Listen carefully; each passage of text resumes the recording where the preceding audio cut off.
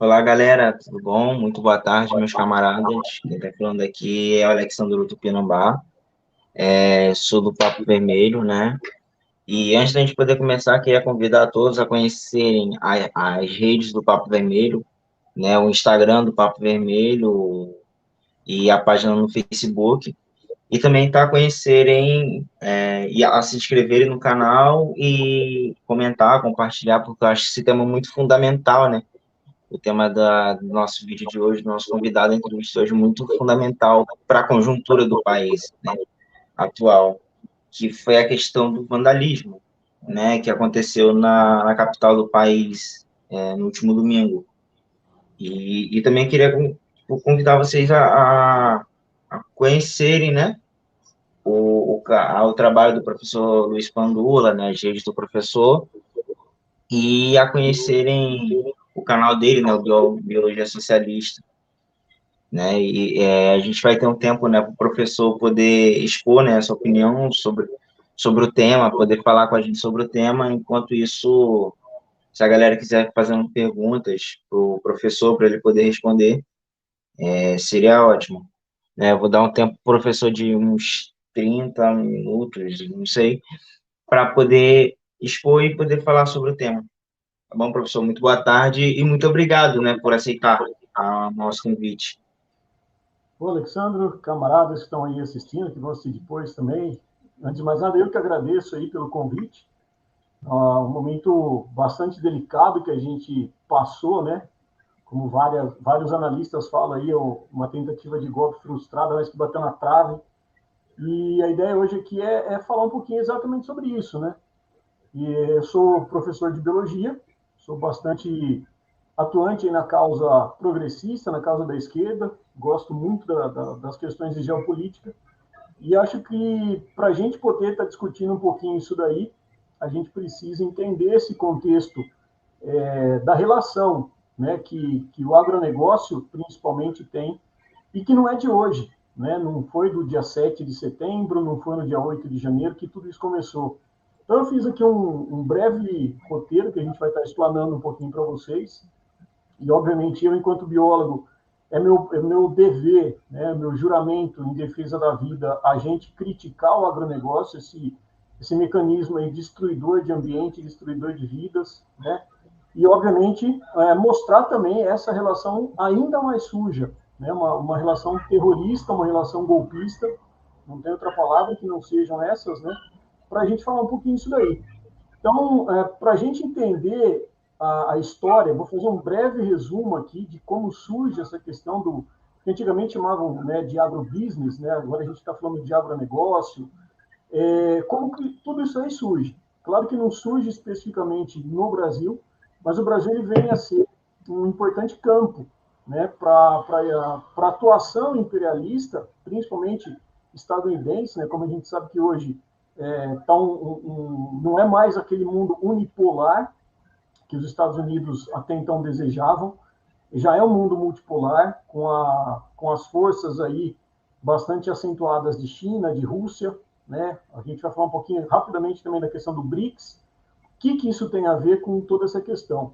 Então, toda essa questão do agronegócio vai começar lá na questão da Primeira Guerra Mundial, né, finalzinho da década de 1910, 1915, 20, que a gente tem lá a Primeira Guerra Mundial, onde então os alemães têm assim os precedentes de produtos químicos que foram utilizados nas câmaras de gás posteriormente na Segunda Guerra Mundial. Então a gente tem ali o desenvolvimento de cianureto com empresas, né, que faziam parte ali da Sociedade Alemã para o Controle de Pragas, que a gente chama. Quem tiver depois interesse, eu até tenho no site, lá no site não, tem no meu blog, né, que é o Biólogo Socialista também, e eu coloquei também na link na bio do Biólogo Socialista os artigos que eu já escrevi sobre isso. Eu não vou ficar aqui citando referências, mas está tudo referenciado, o que eu estou falando aqui é tudo embasado em documentos, em relatórios, em dados verdadeiros, né? Então, está tudo, quem quiser, disponibilizado para vocês lá. Com isso daí, com o final, posteriormente, né, da Segunda Grande Guerra, começam, então, a surgir no mundo várias corporações. Uma delas, que era a IG Farben, posteriormente ela foi desmembrada em 4 grandes corporações, né? Que algumas delas é bem conhecida. A Agfa, a BASF, a Roche e a Bayer. Padula, mas o que isso aí tem a ver com a questão do agronegócio e com os golpes? Vamos linkando, vou jogando essas pecinhas, a gente vai linkar. A gente está falando que existia posteriormente toda uma tecnologia bélica que ela perde a sua função praticamente, né, principalmente essas guerras químicas, e ela precisou então ser transformada em utilidade. E aí, com essa ascensão dos 2 grandes blocos, né, que a gente teve posteriormente, vem então aí a chamada Revolução Verde, que todo mundo aí, seja do colégio, em algum momento já ouviu falar essa palavra aí. E aí o argumento da Revolução Verde qual foi? Precisamos produzir comida para o mundo. A população está crescendo, a gente precisa produzir comida.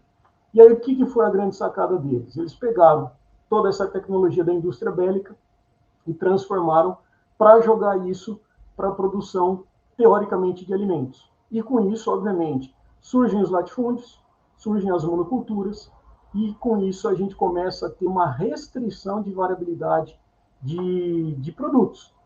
Para a gente ter uma ideia, nos primórdios da humanidade, cultivávamos mais ou menos 1.500 variedades de alimentos, grãos, enfim, plantas diversas.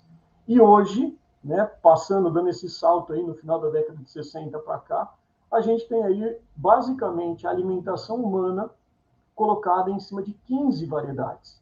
E o mais gritante disso, além dessa perda da variabilidade que a gente teve, o grande receituário que a gente tem das sementes estão na mão dessas grandes corporações. Corporações essas que vão estar trabalhando com essas sementes, muitas delas manipuladas geneticamente, selecionadas geneticamente, outras produzidas na forma de transgênicos, né, com venda casada, inclusive, com produtos químicos. Então, mais uma pecinha para a gente encaixar aí. Com essa ideia, então, da produção que a gente precisava ter, vem, então, o imperialismo estadunidense e começa, concomitantemente, a promover os seus golpes nos países, principalmente nos países do Cone Sul, né, pegando aqui na América do Sul. Quando surge ali, com o apoio de fundações como a Fundação Rockefeller, como, por exemplo, a Fundação Ford e a própria Agência de Desenvolvimento Internacional dos Estados Unidos, promovendo os golpes militares, né, os anos de chumbo na Argentina e o próprio golpe militar que a gente teve aqui no Brasil, que durou, infelizmente, os 21 anos, né, de 1964 a 1985. Eu, obviamente, sou um pouquinho mais velho, modo de dizer, né, mas eu sou mais velho aí que o Alexandre. Eu nasci no final da ditadura, então eu tive alguns resquícios durante a época de colégio. Eu sou de 81, e a gente começa, então, a ver algumas dessas coisas que aconteceram nessa transformação. Então, durante esse golpe militar, e a gente encaixa essa peça novamente, em 1970, no Brasil, surge o Programa Nacional de Defensivos Agrícolas, né, que eles estão querendo novamente usar esse termo, negando a ideia de agrotóxicos, né, eles querem, inclusive, o pacote do veneno, que a gente vai falar um pouquinho, vai tentar tirar esse termo, né, que foi fundado, inclusive, né, foi postulado pelo professor Pascoal, aqui do interior de São Paulo, né, da Exalc de Piracicaba. Eles querem agora tirar esse termo. Por quê? Agrotóxico, o nome já está falando, é algo tóxico que a gente faz, né? Mas, enfim, na década de 70, então, surge esse Programa Nacional de Defensivos Agrícolas. Posteriormente, finalzinho dos anos 80 até o início dos anos 2000, começa a ter, então, um boom do uso de agrotóxicos no Brasil, o que coloca o Brasil hoje como o principal consumidor de agrotóxicos no mundo. E tudo isso, obviamente, a gente não pode esquecer de falar, nós aí que somos progressistas, a gente tem que entender que é a partir desse momento que esse programa surge, em que os agrotóxicos começam a fazer parte, né, junto com uma propaganda, inclusive, mentirosa, de que não causa dano, de que não faz mal, que os bancos começam a ser proprietários de terra, inclusive. Então, mais uma peça para a gente estar entendendo qual que é a relação da questão dos golpes que a gente está tendo, que a gente teve e ainda está aí na iminência de novas tentativas. Na época da ditadura de 64, é importante a gente lembrar também que João Goulart, né, o Jango, ele tinha como objetivo, isso era o projeto dele, e por isso que ele era chamado de comunista. Então, percebam que as falas que eu vou fazer agora, ela tem uma relação muito direta com tudo aquilo que a gente está vivenciando desde o golpe contra a presidenta Dilma, em 2016, que era a ameaça comunista, que a gente ia ter lá, ia invadir terras. Então, Jango, quando ele propôs que ele ia fazer reforma agrária, todas as pessoas, os latifundiários, começaram a se espantar, e tem uma manchete clássica, vocês podem depois procurar no Google aí, se não me engano, é do Jornal do Brasil, da época, que falava: temos que derrubar Jango antes da reforma agrária. Reforma agrária é essa que hoje, pela Constituição nossa de 1988, ela é um direito, né? Está longe de acontecer, mas enfim, esse é um outro assunto. E Jango, então, ameaçava a cumprir essa função social da terra, que é a reforma agrária. E aí surge essa ameaça comunista.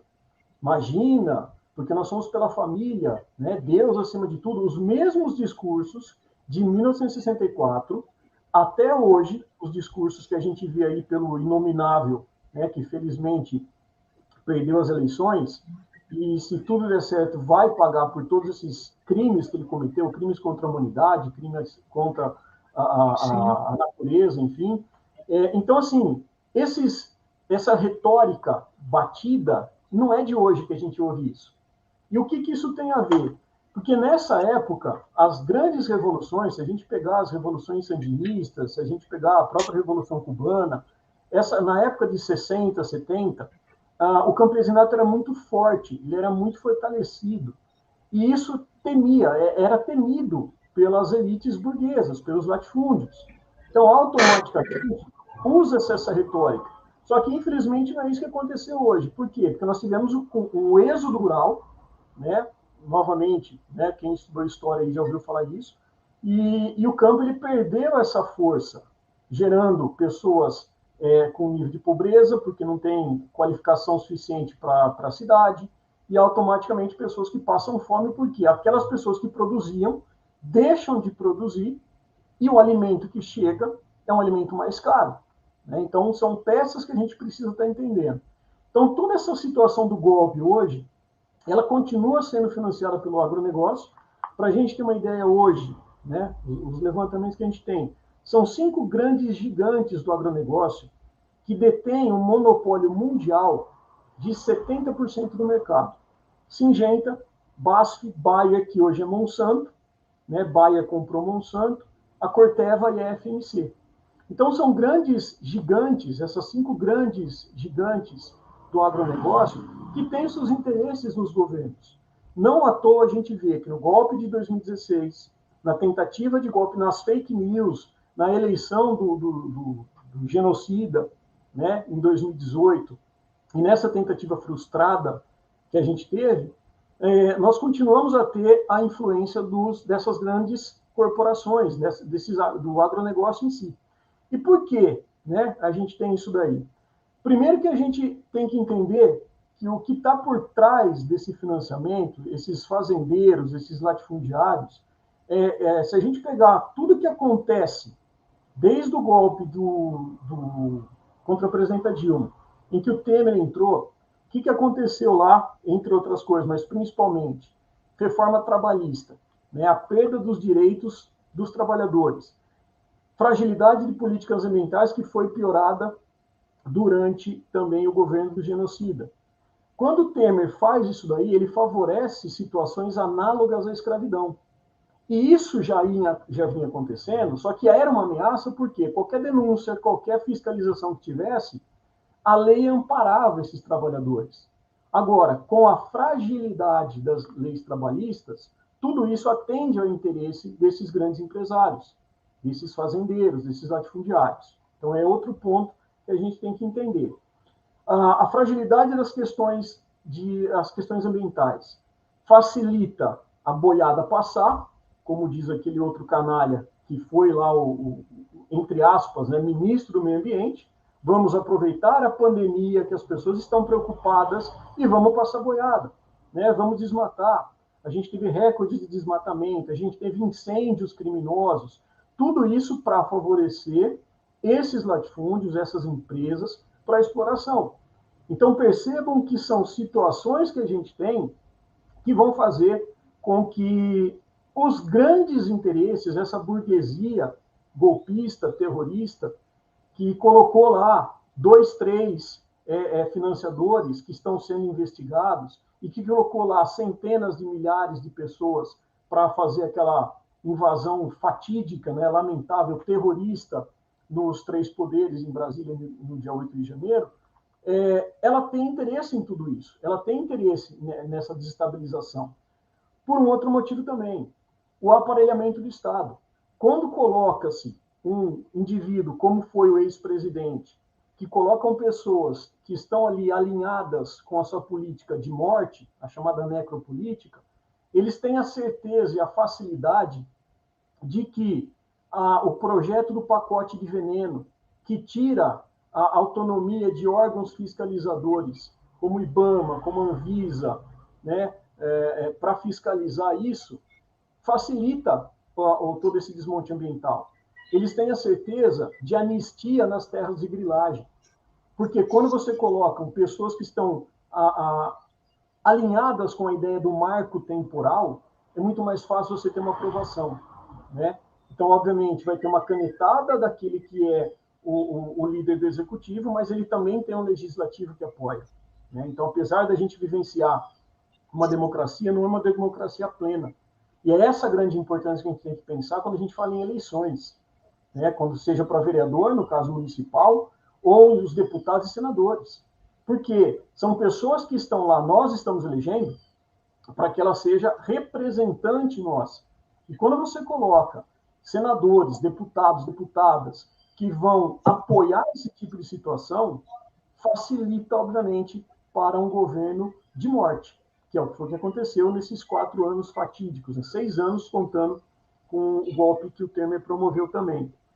Outra coisa importante, nós tivemos também o sucateamento do SUS. Isso é interessante, porque privatiza-se a saúde pública.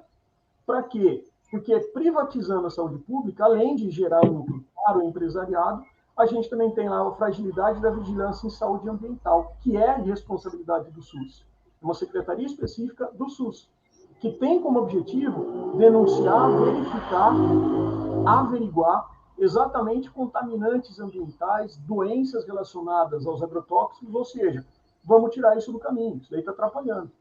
Então, a ideia do golpe, a gente não pode partir da ideia de que seja um golpe de um grupo político simplesmente porque não gosta do Lula, porque não gosta da Dilma. É um projeto político de morte que está por trás disso. Então, toda essa questão do agronegócio, ela está envolvida diretamente, porque eles são beneficiários diretamente com isso. As anistias de terras griladas, né? A facilidade na compra de produtos químicos, né, dos agrotóxicos. A gente teve em plena pandemia, por exemplo, o que eles acabaram rotulando de bolsa agrotóxico, né, que são benefícios que o governo aprovou. É bem verdade que é uma lei que existe desde 1997, e ela, se não me engano, a cada 5 anos ela é renovada, e ela foi renovada novamente, e isso favoreceu a isenção de impostos na compra de agrotóxicos, o que deixou o Estado de arrecadar 10 bilhões em plena pandemia. E o que aconteceu em plena pandemia? A gente teve aumento da fome, a gente teve aumento de desemprego, a gente teve lá que brigar para que o auxílio emergencial fosse votado, porque o argumento do então desgoverno era: não temos dinheiro para isso. Só que se tivessem, por exemplo, cobrado impostos nada mais do que justo em cima de produtos químicos, né, que estão contaminando o ambiente, contaminando a água, contaminando o alimento, por exemplo, a gente teria sim essa verba, né? Então é outro ponto para a gente entender. Outra coisa que também é criminosa, né? Claro que tudo que passou nesse desgoverno é criminoso, né? Mais do que criminoso, é terrorista. A gente está vendo tudo isso daí, essas políticas que foram adotadas.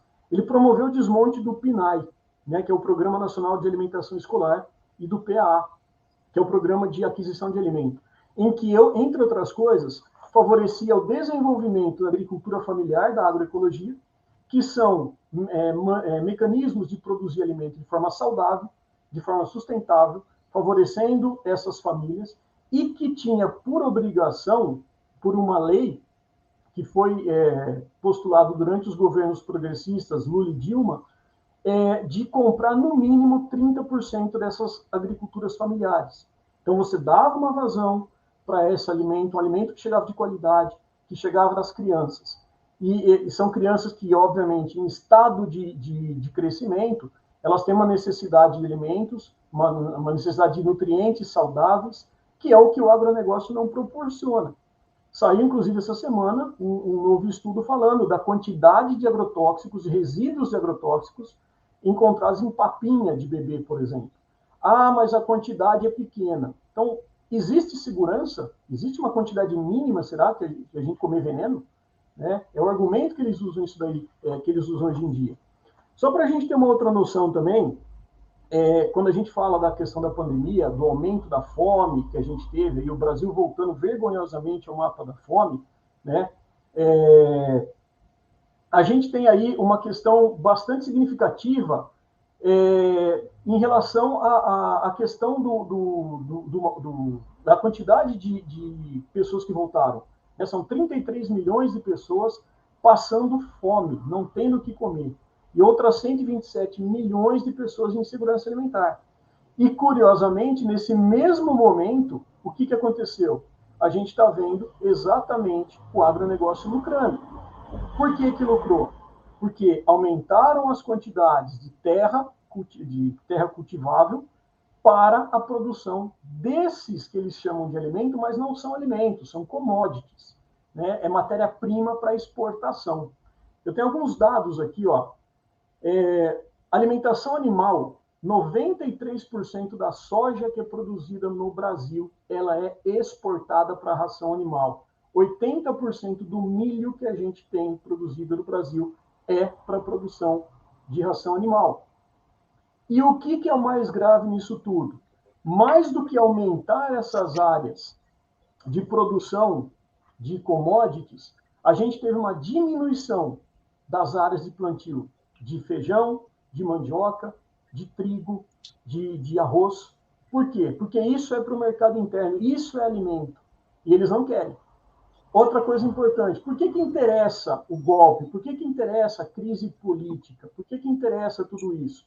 A gente vê direto, nós, acredito que a grande maioria aqui não seja burguês, né? Que ninguém é dono de meios de produção. Nós somos assalariados, nós somos proletários, nós somos trabalhadoras. Mas o que a gente vê? Nossa, olha, fulano falou tal coisa, a bolsa caiu, o dólar subiu. É isso que interessa. Esse mercado que a gente sempre vai falar, bolsa de valores, valor de dólar. Malemar, quando você vai comprar um produto importado, quando você tiver a oportunidade de viajar para fora, que você vai ter que saber fazer conversão de dólar, esse tipo de coisa. Mas para o mercado interessa uma moeda nacional fragilizada, um dólar valorizado e um real desvalorizado. Por quê? Porque as vendas que esses grandes latifúndios têm é em dólar. Essas vendas sendo em dólar, para eles, quanto mais alto o valor do dólar, melhor, eles vão lucrar mais. Então, o agro não produz riqueza. Né? Outra grande mentira que a gente tem que desmontar aqui. Ah, o agro é pop, o agro é... Não é nada disso. O agro mata, o agro desmata, o agro é tóxico. E o agro produz ricos, ele não produz riqueza. Ah, mas não produz, ele não é responsável por 23% do PIB do Brasil? Não. Isso são dados que levam em consideração toda a cadeia de produção de agrotóxicos, esse tipo de coisa. A produção de alimento em si, ela é uma taxa irrisória. É o PIB que menos colabora é o valor que menos colabora com o PIB brasileiro. Né? Os dados do IBGE de 2021 mostram 5%, em média, né? um pouquinho menos até, arredondando para 5%, é o PIB do agronegócio responsável no Brasil. Então, não é todo esse alarde que eles fazem. Agora, por que eles fazem isso? Porque existe um lobby muito forte que existe no mercado. Existe um lobby muito forte que fala e mostra propaganda na Rede Globo, e aí você joga essa informação na tua cabeça e você associa aquilo como verdade. É uma tática nazista. Goebbels já fazia, a propaganda nazista era essa. Fale 1000 vezes uma verdade, uma mentira, que ela se torna verdade.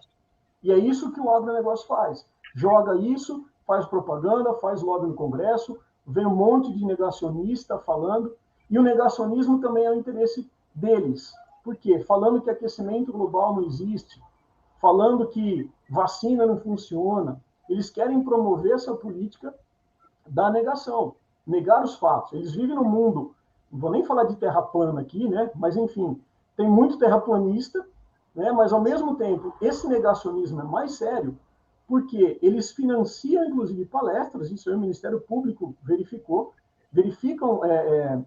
financiam palestras negacionistas para falar, não, aquecimento global é uma balela, uma invenção, porque querem impedir o desenvolvimento dos países subdesenvolvidos, enfim.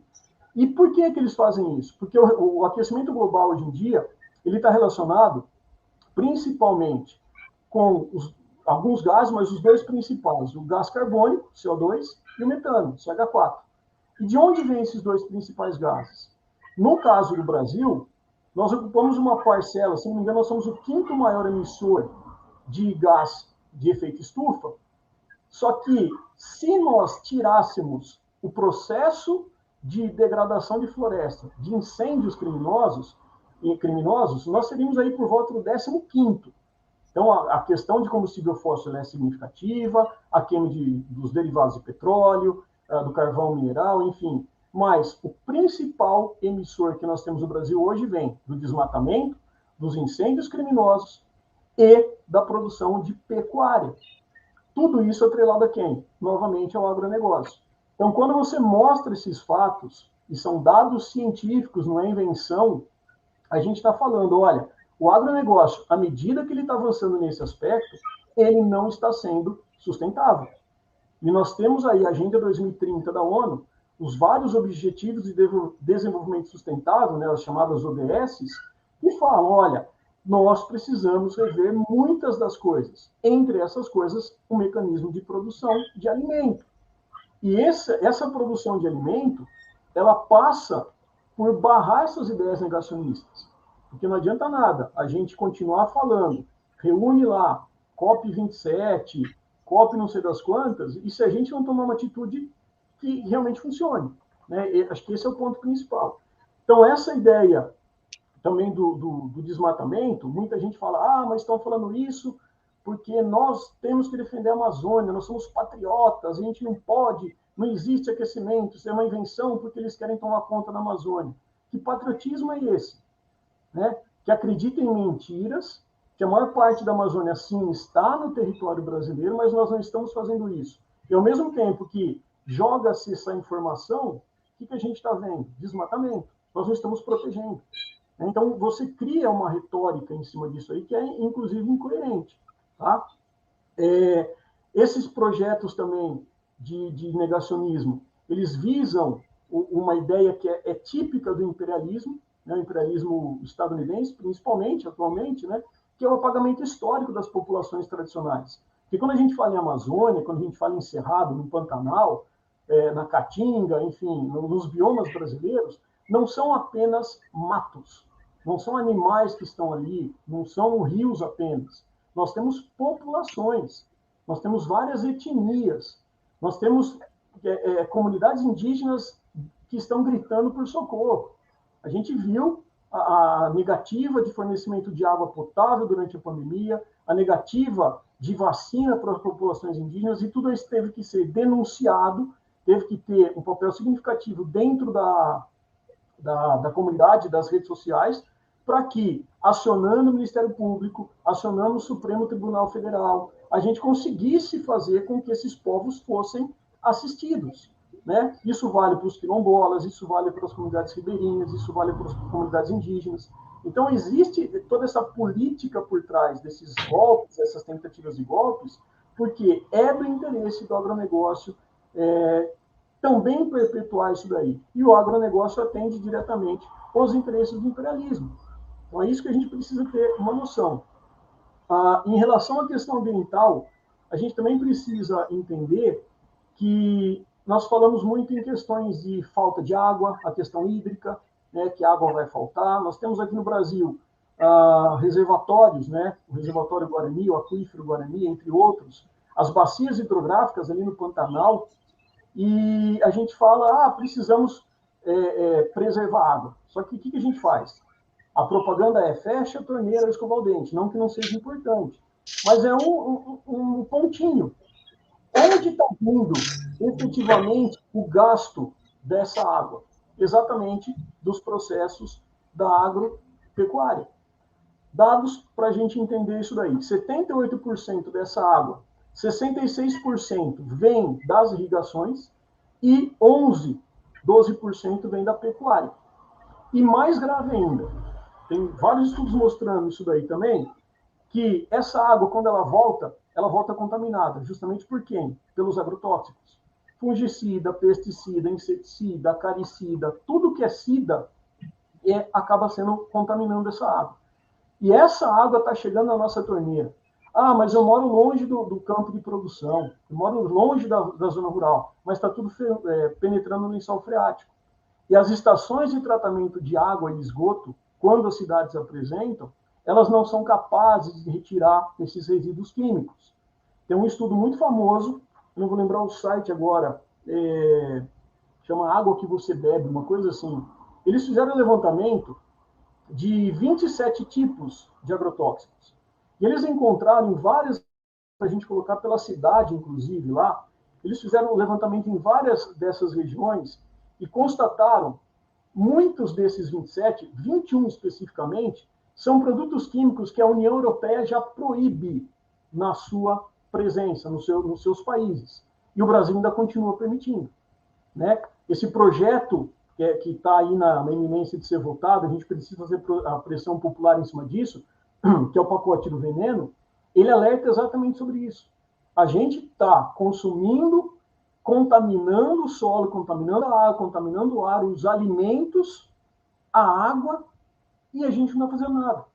Né? Enquanto a gente está vendo que existem inúmeros estudos, tem um livro aqui que até separei, chama Ensaio sobre Poluição e Doenças no Brasil, né, que foi publicado recentemente. Ele mostra algumas dos estudos que relatam exatamente a questão dos agrotóxicos, né, o que eles causam.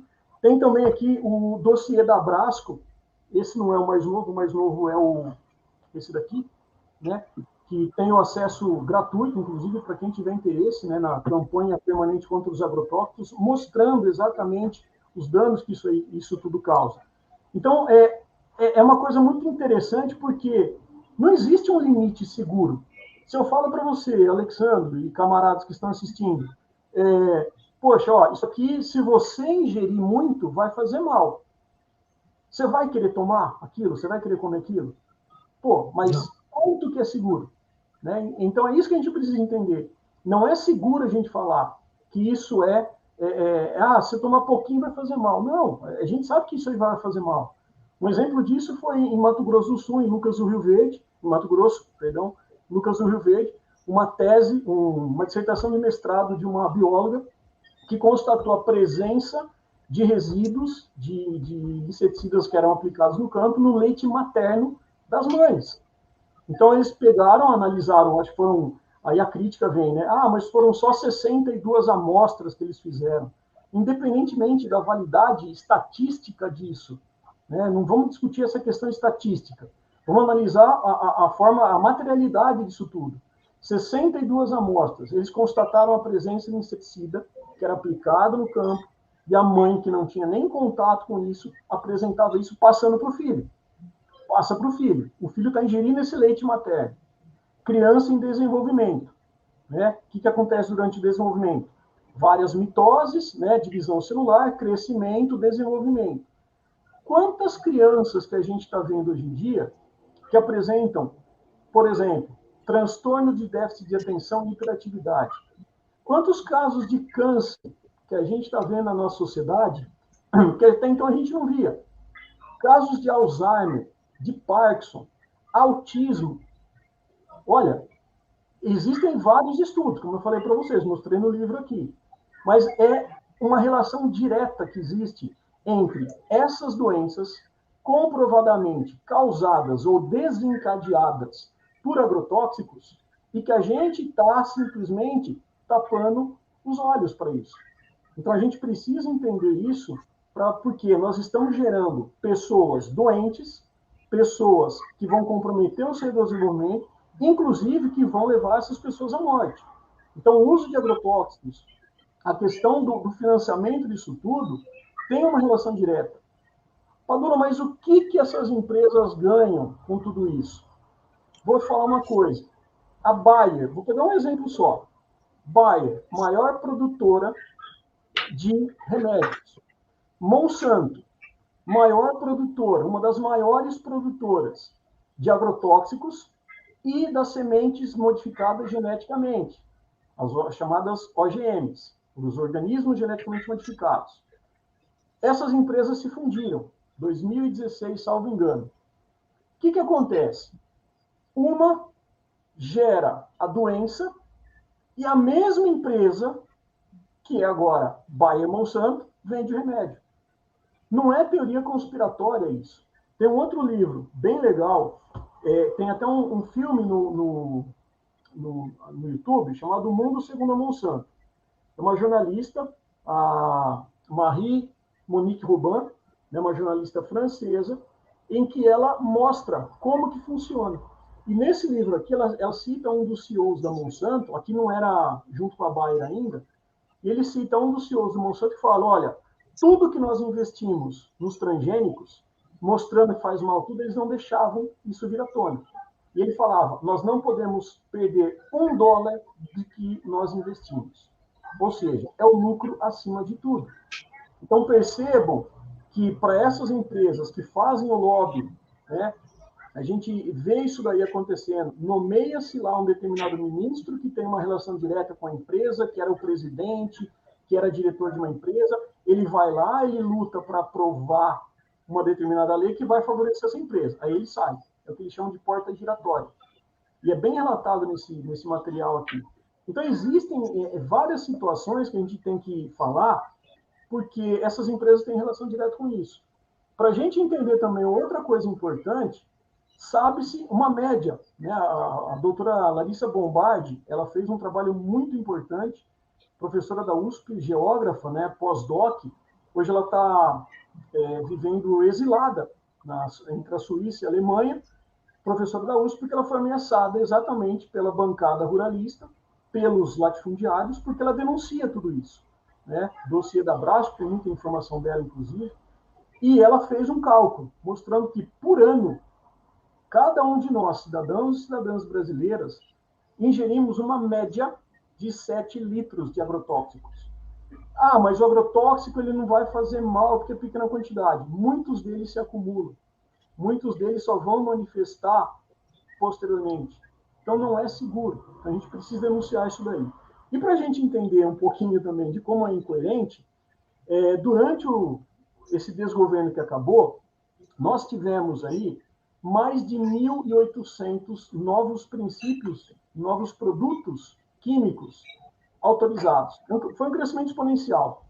Né? E por que isso aconteceu? Por conta da bancada ruralista, por conta das bancadas da bala, da Bíblia, mas principalmente a bancada ruralista, que é financiada por esses grandes latifúndios, por essas corporações, para que exerçam exatamente o papel legislativo de interesse dessas corporações, sabendo que faz mal. E a grande incoerência, notícia que saiu ontem, né, eu postei inclusive lá no meu Instagram, o que era o ex-presidente, né, ele, no cartão corporativo, que só parte foi revelada até agora, ele era um consumidor assíduo de produtos orgânicos, produtos de agricultura familiar. Por quê? Porque não usam agrotóxico. Ou seja, um cara que fala que não faz mal, pode beber, que ninguém nunca morreu, só que ele mesmo e a sua família consumindo Bom, produtos professor, desculpa interromper rapidinho. É como se fosse assim, tipo, mal para as outras famílias, mas para mim é importante que eu tô ganhando dinheiro, sabe? Exatamente. Não, e assim, ele sabe que faz mal, né? Então, essas grandes corporações, esses latifúndios, os fazendeiros, eles são financiadores. A Polícia Federal está mostrando isso, o Ministério Público está investigando. Aquelas manifestações, né, que até então foram manifestações, só que elas foram bastante suspeitas, porque foram comprovadas financiadores do agronegócio, né, de 7 de setembro do ano passado, mostraram isso daí. Né? Vários vídeos, e eles são tão ignorantes, né? São tão ignóbeis, que eles filmam, produzem prova contra eles mesmos. Né? E o cara falando, olha, ganhei R$ 100 para daqui no ônibus, né? Nas manifestações de 7 de setembro, teve o grupo lá, não vou citar o nome aqui, porque já está tudo bem documentado. E agora, nessas manifestações terroristas, que usaram muito boi de piranha, que usaram várias pessoas que compraram a ideia e foram lá promover terrorismo, mas nós precisamos e vamos chegar nos financiadores, que são empresários, são pessoas que estão atreladas com dívidas, com impostos, e principalmente os financiadores do agronegócio. Por quê? Para eles interessa exatamente essa crise.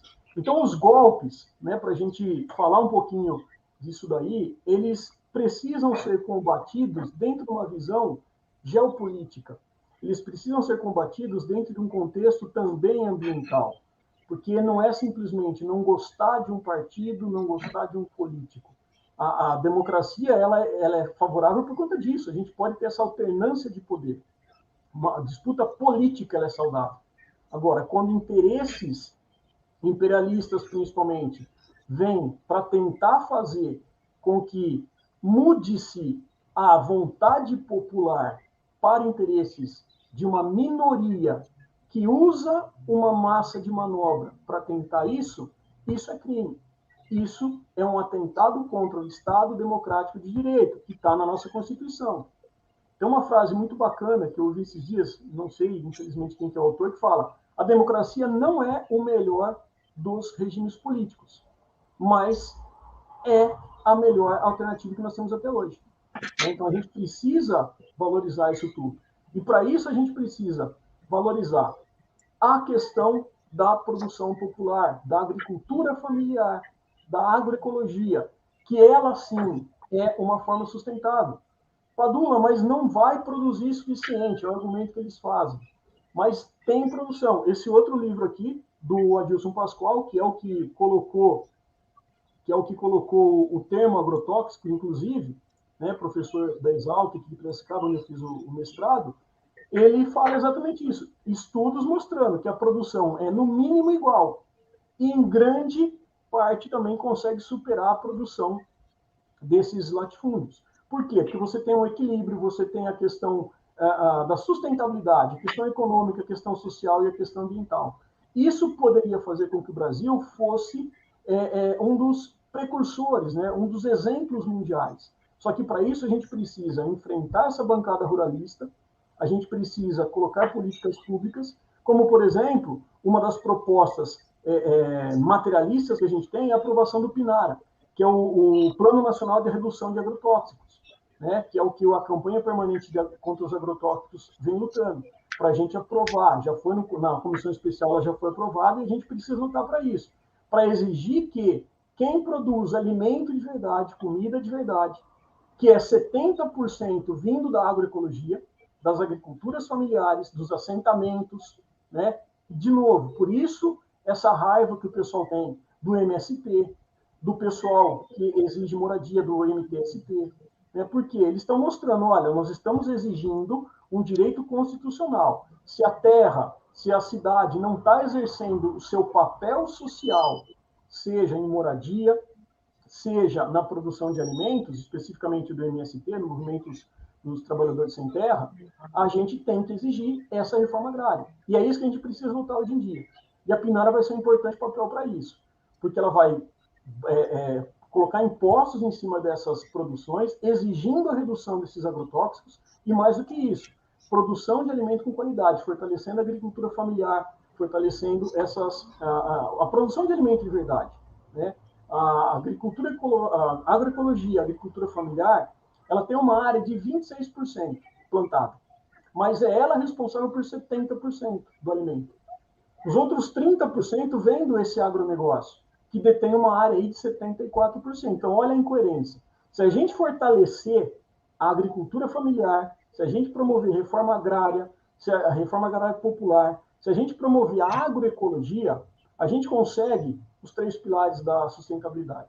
A gente gera economia, a gente gera condições favoráveis para as populações, para as pessoas na questão social e, obviamente, a questão ambiental. E isso também, né, acho que falei bastante aqui, mas daria para a gente falar mais coisa, inclusive, que dá pano para manga, porque tem muita coisa a gente falar, né, a questão dos biomas, a questão do desmatamento, a própria geração de pandemia, né, que esse livro aqui retrata bem também, já falei bastante coisa, né, a pandemia e o agronegócio, do Rob Wallace. E eu tenho até uns vídeos, quem tiver interesse depois, no meu canal lá, né? Mas, enfim, para finalizar, eu só queria colocar algumas coisinhas aqui, né? Que o agronegócio, ele não produz comida, o agronegócio, ele produz fome, o agronegócio, novamente, ele não produz riqueza, ele produz ricos. O agronegócio, dada a sua origem, é um agronegócio nazifascista, é um agronegócio terrorista, é um agronegócio golpista, é um agro que mata, é um agro que mente, é um agro que desmata e é um agro que não pode continuar da maneira como ele está. Tá? Então, acho que seria mais ou menos essa aí a ideia de falar para vocês aí, se tiver alguma pergunta, alguma dúvida. Não, nenhuma dúvida, mas o pessoal, depois que for assistindo e quiser deixar nos comentários, para a gente poder ir respondendo, né? Queria agradecer, né, a presença do professor e agradecer pela oportunidade, né, por estar esse tempinho conosco para debater esse tema fundamental, né, que é essa questão do agronegócio, né? Tem um comentário aqui, né, do Edgar Rocha, ele falou: boa tarde, amigos e camaradas. Apoiar a pequena e média agricultura é uma medida de segurança nacional, pois o agro é o grande arma do boicote contra os governos populares. Nossa, eu não entendi esse termo. Não, mas é a questão da soberania alimentar. Né? A gente só vai poder falar, como diz o presidente Lula, não tem como a gente defender outras causas se a pessoa tem fome.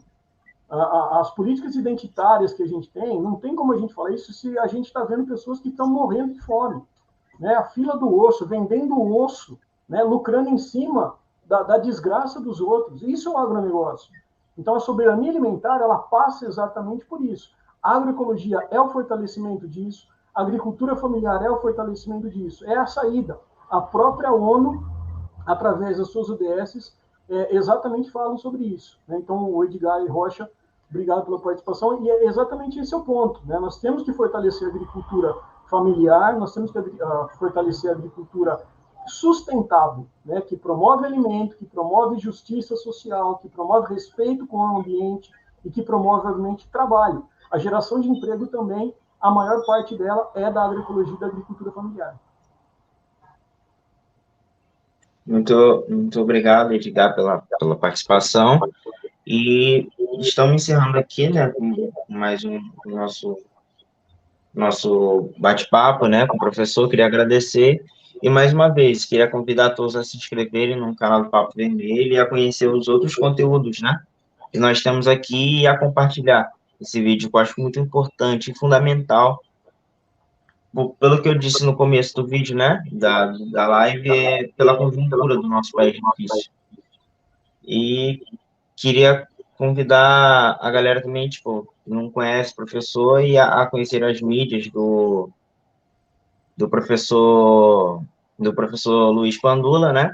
E a conhecer o blog e o canal que ele tem, que é o Biólogo Socialista. Tá? E muito obrigado, professor, pela participação. Eu que agradeço, foi um prazer. Falei mais que a boca, mas é modo de professor isso, né? E quem Falou tiver dúvida, necessário. quiser trocar algumas palavras, quiser conversar, só seguir lá no Biólogo Socialista, a gente vai conversando, a gente vai trocando ideia. E é importante esse espaço que vocês dão aqui, Alexandre, porque a questão ambiental, principalmente, como eu já falei para você, né, nos bastidores, é o que a gente precisa discutir e muito, porque é o caminho. Né? A questão social, ela vai envolver diretamente uma luta que a gente tem que ter. e ela é a base de tudo. Junto com a educação, a questão ambiental é fundamental. Obrigado pela oportunidade aí, um grande abraço e precisando, nós estamos à disposição. Um abraço, galera. Até logo.